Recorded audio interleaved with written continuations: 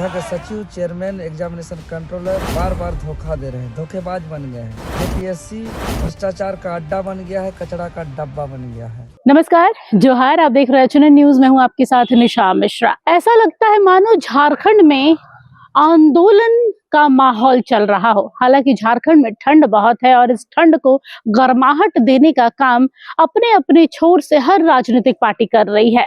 जहां जेएमएम फिलहाल केंद्र पर ध्यान अपना डाले हुए है, तो भारतीय जनता पार्टी और बाकी जो दलें हैं वो फिलहाल डेलिस्टिंग के मुद्दे पर जा रही हैं, घुसपैठ का मुद्दा उठा रही हैं। तो दूसरी ओर जेएलकेएम की बात करें तो भाई जेएलकेएम मजदूरों वाली पार्टी है, छात्रों वाली पार्टी है। छात्र नेता रहे हैं उनके सुप्रीमो और छात्र और मजदूरों के दर्द को भली भांति समझती है जेएलकेएम। जेएलकेएम के केंद्रीय वरीय उपाध्यक्ष धरने पर बैठे हुए हैं और इतनी कड़ाके की ठंड में, वो भी रात को। कहां? तो जेपीएससी कार्यालय के बाहर। जेपीएससी कार्यालय के बाहर बैठकर जेपीएससी को ही खरी खोटी सुना रहे हैं। क्यों? क्योंकि जेपीएससी के फूड सेफ्टी ऑफिसर का एग्जाम 18 महीने पहले हुआ था और उसका रिजल्ट अभी तक नहीं निकल कर सामने आया है, जिसको लेकर जो अभ्यर्थी हैं वो झारखंड के कोने कोने से जेएलकेएम के इस नेता का साथ देने के लिए और अपनी नौकरी के लिए आवाज उठाने के लिए जेपीएससी कार्यालय के बाहर धरना दे रहे थे। आंदोलनकारी आपने बहुत देखा होगा, अलग अलग तरीके के होते हैं। कोई शांतिपूर्ण तरीके से करता है, कोई उग्र रूप में करता है। लेकिन यहाँ पर जेएलकेएम के जो लोग हैं ना, वो ना कोई चिल्लम चिल्ली कर रहे हैं, ना दहाड़ रहे हैं, कुछ भी नहीं, शांति से बैठे हुए हैं और रात को जेपीएससी के दफ्तर के बाहर बैठे हैं। मांग कर रहे हैं कि भाई छात्रवृत्ति आप दे नहीं रहे हैं, जेपीएससी की हालत खराब है। फूड सेफ्टी ऑफिसर्स का जो एग्जाम है वो करीब करीब अब 2 साल होने को आ गया, 18 महीने कम नहीं होते हैं और उनके रिजल्ट्स नहीं लाए जा रहे हैं। अब क्या बुढ़ापे में लोगों को नौकरी मिल रही है? झारखंड में आलम कुछ ऐसा ही है कि आप जवानी में एग्जाम देंगे और रिटायरमेंट के 2-4 साल पहले आपको नौकरी मिल जाएगी। नौकरी मिल जाएगी, इसमें कोई दो राय नहीं है भाई, नौकरी आपको मिलेगी। लेकिन अगर आप 60 में रिटायर होने वाले हैं तो 55 में आपको जाकर नौकरी मिल ही जाएगी।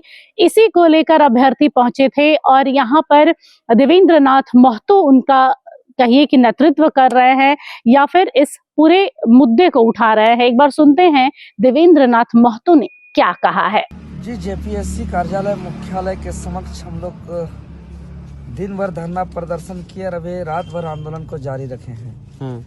इसलिए कि फूड सेफ्टी ऑफिसर का परीक्षा दिए 2 साल बीत गया, रिजल्ट अटका हुआ है।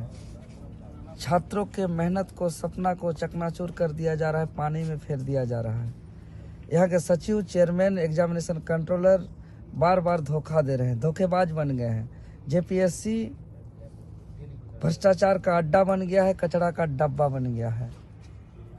भरोसा उठता जा रहा है इनका क्लीन के लिए, सुधार के लिए, कचरा का सफाई के लिए।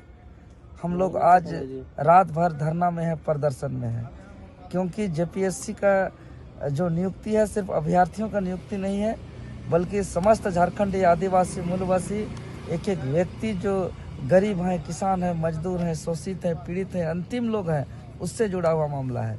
यहाँ करप्ट लोग नियुक्ति होंगे, करप्ट लोग फूड सेफ्टी ऑफिसर बनेंगे, सीडीपीओ बनेंगे, बीडीओ, सीओ, डीएसपी बनेंगे, तो लोगों का शोषण होगा। आज देख रहे हैं कि पूरा ब्लॉक, पूरा थाना उगाही का केंद्र बन गया है। चाहे वो विधवा पेंशन के लिए पैसा लिया जा रहा है, वृद्धा पेंशन, विकलांग पेंशन के लिए पैसे लिया जा रहा है, अबुआ आवास, कुआं, तालाब, दीदीवाड़ी योजना के लिए पैसा मांगा जा रहा है। पूरे तरह करप्शन होता जा रहा है। क्यों? क्योंकि जेपीएससी में सही से नियुक्ति नहीं हो रही है। इसलिए हम लोग संघर्ष कर रहे हैं, दिन हो या रात हो, डटे हुए हैं।